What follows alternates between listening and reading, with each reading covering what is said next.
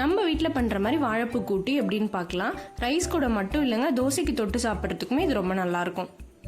வானலியில் தண்ணி சேர்த்து அது நல்லா கொதிக்கிற சமயத்தில் சுத்தம் பண்ணி ஊற வச்ச பாசிப்பருப்பை சேர்த்துக்கலாங்க. பாசிப்பருப்பு பாதி அளவுக்கு வெந்ததும் அது கூடவே வாழைப்பூவையும் சேர்த்துக்கலாம்.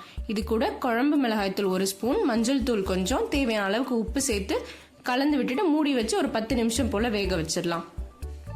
பாசிப்பருப்பு பாதி அளவுக்கு வெந்ததும் வாழைப்பூவை சேர்த்தோம்னா ரெண்டும் சேர்ந்து ஒன்று போல் வெந்து வந்துடுங்க.